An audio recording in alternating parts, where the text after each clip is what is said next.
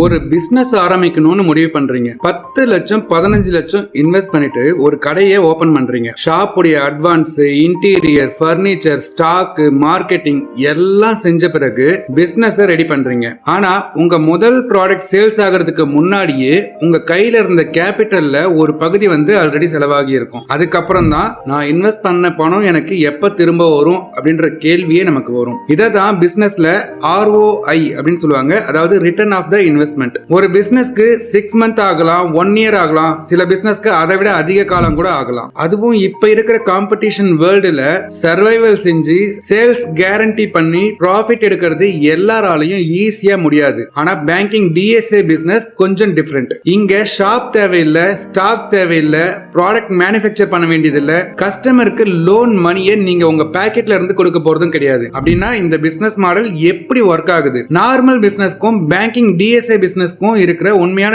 Difference என்ன? எதுல investment அதிகம், எதுல ரிஸ்க் அதிகம், எதுல எஃபோர்ட் அதிகம்? ஒரே ஒரு சிங்கிள் சேல்ஸ்ல 1 லட்சம் ரூபாய்க்கு மேல ஏர்னிங்ஸ் எப்படி சம்பாதிக்கிறாங்க? அதுவும் 18 வயது நிரம்பிய இந்திய குடிமகனா இருந்தா இந்த பிசினஸ் மாடலை எப்படி பண்ண முடியும்? என்ன குவாலிஃபிகேஷன் தேவை?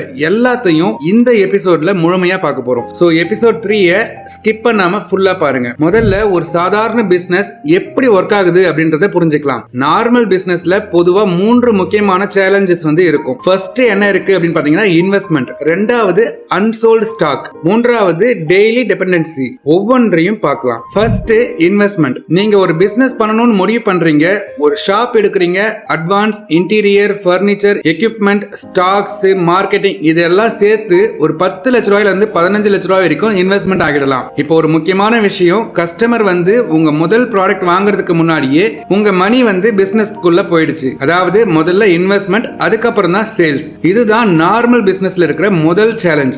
இரண்டாவதா பாத்தீங்க அப்படின்னா ஸ்டாக்ஸ். நீங்க 5 லட்சம் ரூபாய்க்கு ப்ராடக்ட்ஸ் வாங்கி வச்சிருந்தாலும் அது உடனே சேல் ஆகுமா அப்படின்னா கண்டிப்பா சொல்ல முடியாது. கஸ்டமருடைய பிரெஃபரன்ஸ் மாறலாம், காம்படிஷன் அதிகமாகலாம், டிமாண்ட் குறையலாம், பிரைஸ் குறையலாம், ப்ராடக்ட் டேமேஜ் ஆகலாம், சில ப்ராடக்ட்ஸ் அவுட்டேட்டட் ஆகலாம். அதனால அன்சோல்டு ஸ்டாக் அப்படின்னா உங்களுடைய மணி பிளாக் ஆகிறதுக்கான சான்சஸ் அதிகமா இருக்கு. நீங்க இன்வெஸ்ட் பண்ற மணி ப்ராடக்டா மாறி அது சேல் ஆகிற வரைக்கும் அங்கேயே தான் இருக்கும். மூன்றாவது பாத்தீங்கன்னா தினசரி சரிபார்ப்பு. அதாவது நீங்க ஒரு கடையை திறக்கல அப்படின்னா அன்னைக்கு பிசினஸ் கிடையாது. நீங்க இல்லனா பல ஸ்மால் பிசினஸ்ல இன்கம் பாதிக்கப்படும். சிக் லீவ், பிரேக், ஹாலிடே இவை எல்லாமே பிசினஸ் ஓனருக்கு ஈஸி கிடையாது. ஒரு சிம்பிள் எக்ஸாம்பிள் பார்க்கலாம். நீங்க ஒரு டீ ஷாப் வச்சிருக்கீங்க அப்படின்னா டீ டேஸ்ட் சூப்பரா இருக்கலாம், குவாலிட்டி எக்ஸலண்டா இருக்கலாம், கஸ்டமருக்கும் ரொம்ப பிடிக்கலாம். ஆனா லொகேஷன் ராங்கா இருந்தா, கஸ்டமர் மூவ்மெண்ட் இல்ல அப்படின்னா, மெயின் ரோட்ல கடை இல்ல அப்படின்னா, டேஸ்ட் இருந்தாலும் குவாலிட்டி இருந்தாலும் பிசினஸ் ஃபெயில் ஆகலாம். அதனால ஒரு பிசினஸ்க்கு ப்ராடக்ட் மட்டும் நல்லா இருந்தா போதாது, லொகேஷன், கஸ்டமர் பிளஸ் சேல்ஸ் எல்லாமே சரியா இருந்தா மட்டும்தான் நம்மளால சக்சஸ்ஃபுல்லா ரன் பண்ண முடியும். நான்காவதா இப்ப இதோட இன்னொரு முக்கியமான கான்செப்ட் என்ன அப்படின்னா ROI, ரிட்டர்ன் ஆஃப் இன்வெஸ்ட்மெண்ட். நீங்க 10 லட்ச ரூபாய் இன்வெஸ்ட் பண்ணிட்டு அந்த 10 லட்ச ரூபாய் பிசினஸ் ப்ராஃபிட் மூலமா ரெக்கவர் பண்ணணும் அப்படின்னா 6 மந்த் ஆகலாம், 1 இயர் ஆகலாம், சில பிசினஸ்கள்ல இன்னமும் அதிகமாகலாம். இது location, competition, sales, profit margin, கஸ்டமருடைய டிமாண்ட், பிசினஸ் மாடல் இவை எல்லாத்தையும் பொறுத்து தான் மாறும். அதனால பிசினஸ் ஆரம்பிச்ச உடனே ப்ராஃபிட் வந்துடும் அப்படின்றது எல்லாராலையுமே கரெக்டா சொல்ல முடியாது. ஃபர்ஸ்ட் இன்வெஸ்ட்மெண்ட் ரெக்கவர் பண்ணணும், அதுக்கப்புறம் தான் ஆக்சுவல் ரிட்டர்ன் ஸ்டார்ட் ஆகும். இதுதான் ROI. சரி, இப்போ ஒரு கேள்வி, இன்வெஸ்ட்மெண்ட் இல்லாம, ஸ்டாக் இல்லாம, ஷாப் இல்லாம ஒரு பிசினஸ் பண்ண முடியுமா? அதுதான் பேங்கிங் DSA பிசினஸ். இப்போ பேங்கிங் ப்ராடக்ட் பிசினஸ்க்கு வரலாம். இங்க நீங்க ஒரு பேங்கை ஸ்டார்ட் பண்ணல, மணியும் உங்களுடையது கிடையாது, லோன் ப்ராடக்ட்ஸ் நீங்க மேனுஃபேக்சரும் பண்ணல, ஸ்டாக்ஸ் பண்ணல. அப்ப நீங்க என்ன செய்றீங்க அப்படின்னா, நீங்க கஸ்டமருக்கு இருக்கிற பினான்சியல் நீட புரிஞ்சுக்கிட்டு அதுக்கான ரைட் பேங்கிங் சொல்யூஷனை கனெக்ட் பண்றீங்க. அதாவது வங்கியோடைய எக்ஸிஸ்டன்ஸ் சிஸ்டம் யூஸ் பண்ணி கஸ்டமரை பேங்க் கூட கனெக்ட் பண்றீங்க. கஸ்டமருடைய தேவையை புரிஞ்சுக்கிட்டு அவருக்கு என்ன பினான்சியல் ப்ராடக்ட் தேவையோ அந்த ப்ராடக்ட்ஸை நீங்க கொடுத்து ரெஃபர் பண்றது மூலமா இந்த ப்ராசஸ்ல நீங்க ஒரு இம்பார்ட்டன்ட் ரோல் ப்ளே பண்றீங்க. இப்போ இந்த பிசினஸ் பத்தி நிறைய பேருக்கு ஒரு டவுட் இருக்கும், இது ஆரம்பிக்க என்ன குவாலிஃபிகேஷன் வேணும்? இந்த சீரீஸ்ல நம்ம பார்க்க போற பேங்கிங் DSA கனெக்டர் ஆப்பர்ச்சுனிட்டிஸ்க்கு 18 வயது நிரம்பிய இந்திய குடிமகனா இருந்தா போதும் இந்த பிசினஸ் மாடலை ஈஸியா ஸ்டார்ட் பண்ணலாம். இதுக்கு MBA படிச்சிருக்கணும், பேங்கிங்ல டிகிரி இருக்கணும், CA-வா இருக்கணும் அப்படின்னு எந்த ஸ்பெசிபிக் எஜுகேஷனலும் இந்த பிசினஸ் மாடலை ஸ்டார்ட் பண்றதுக்கு பேசிக் ரெக்யர்மெண்டா கூட இல்ல. அதனால டிகிரி இல்லாதவங்களும் இருந்தாலும் வேறு ஃபீல்டில் வேலை பார்த்துட்டு இருந்தாலும் பார்ட் டைமா பிசினஸ் ஆப்பர்ச்சுனிட்டி தேடுறவங்களும் இந்த மாடலை புரிஞ்சுக்கிட்டு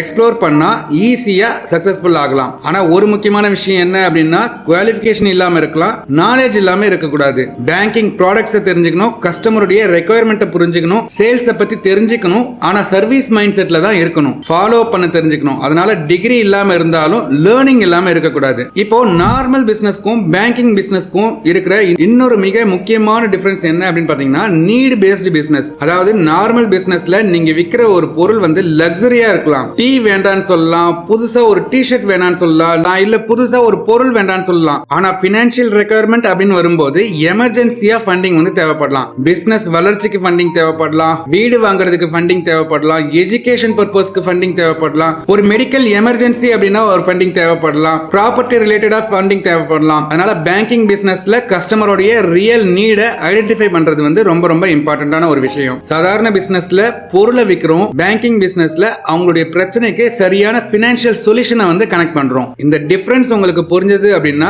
பேங்கிங் பிசினஸ்ல நீங்க ஒரு சக்சஸ்ஃபுல் பர்சனா ஈஸியா ஆரம்பிக்கலாம். ஒரு கஸ்டமர் உங்ககிட்ட வராரு, அவருக்கு பிசினஸ் வளர்க்கறதுக்கு பணம் தேவைப்படுது, இல்ல எமர்ஜென்சியா ஒரு மணி தேவைப்படுது, அல்ல ப்ராப்பர்ட்டி ஆல்ரெடி இருக்கு, அந்த ப்ராப்பர்ட்டிக்கு ஒரு பினான்சியல் ரெக்குயர்மெண்ட் இருக்கு அப்படின்னா நீங்க உடனே உங்களுக்கு எவ்வளவு லோன் வேணும் அப்படின்னு மட்டும் கேட்க கூடாது. முதல்ல உங்களுக்கு என்ன பினான்சியல் ப்ராப்ளம் அப்படின்றத புரிஞ்சுக்கணும். ப்ராப்ளம் கிளியர் ஆனதும் அதற்கான சூட்டபிள் ப்ராடக்ட் என்ன அப்படின்றத ஐடென்டிஃபை பண்ணி ரைட்டான கஸ்டமரை ரைட் பினான்சியல் சொல்யூஷன் கூட கனெக்ட் பண்றீங்க. இதுதான் நீட் பேஸ்டு செல்லிங். இப்போ இந்த எபிசோட்ல மிகவும் இம்பார்ட்டன்டான பார்ட் என்ன அப்படின்னா ரிஸ்க்.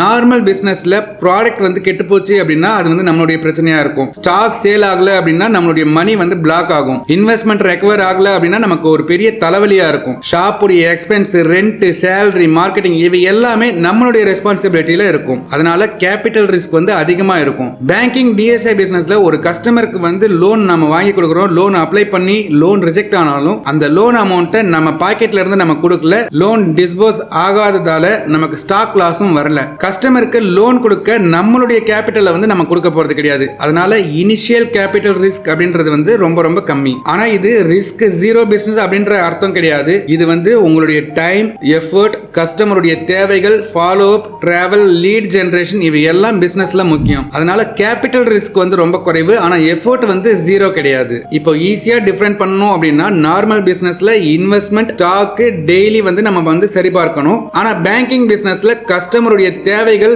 மற்றும் சேல்ஸ், சர்வீஸ் இதை மட்டும் நம்ம ஃபாலோ பண்ணணும். சரி, இப்போ நமக்கு இருக்கிற பெரிய கொஸ்டின் என்ன அப்படின்னா பேங்கிங் டிஎஸ்ஐ பிசினஸ்ல இன்கம் வந்து நமக்கு எப்படி வரும்? இங்க தான் இன்ட்ரெஸ்டிங்கான பார்ட் இருக்கு. நான் வந்து ஒரு காரை வந்து மேனுஃபேக்சர் பண்ணல, ஒரு ஹவுஸை வந்து பில்ட் பண்ணல, மணி வந்து என்னோட இதுவும் கிடையாது அப்படின்னா ஒரு சக்சஸ்ஃபுல் கேஸ்ல ஏர்னிங்ஸ் வந்து எப்படி உருவாகுது அப்படின்றத சிம்பிள் எக்ஸாம்பிள்ஸ் மூலமா பார்க்கலாம். ஒரு இனோவா கிறிஸ்டா மாதிரியான ஒரு காரோடைய பிரைஸ் வந்து பாத்தீங்க அப்படின்னா 25 லட்ச ரூபாயில இருந்து 30 லட்ச ரூபாய் வரைக்கும் இருக்கு. நம்ம லோன் ப்ராசஸ் பண்றோம், ஒரு 20 லட்ச ரூபாய் வந்து ஒரு எக்ஸாம்பிளா ஒரு லோன் எடுத்து கொடுக்குறோம் அப்படின்னா பே அவுட் ரேட் வந்து பாத்தீங்கன்னா ஒரு 3% அப்படின்னு நம்ம அப்ராக்சியா எடுத்தோம் அப்படின்னா கூட 20 லட்ச ரூபாய்க்கு 3% போட்டோம் அப்படின்னா 60,000 ரூபீஸ். அதாவது ஒரே ஒரு கார் லோன் டீல்ல 60,000 ரூபாய் பே அவுட் வந்து நமக்கு எக்ஸாம்பிளா வரும். இந்த இடத்துல நீங்க பாத்தீங்க அப்படின்னா நான் வந்து ஒரு கார் மேனுஃபேக்சர் பண்ணல, நான் கார் ஸ்டாக் வச்சிருக்கிற ஒரு டிஸ்ட்ரிபியூட்டரும் கிடையாது, கஸ்டமருடைய லோன் அமௌண்ட்டை நானும் கொடுக்கல, கஸ்டமருடைய பினான்சியல் ப்ராசஸ்க்கு ஒரு சரியான ஒரு பேங்கோட கனெக்ட் பண்ற பிசினஸ் மாடல் தான் இந்த பிசினஸ் மாடல். இப்போ எக்ஸாம்பிள் 2 பார்க்கணும் அப்படின்னா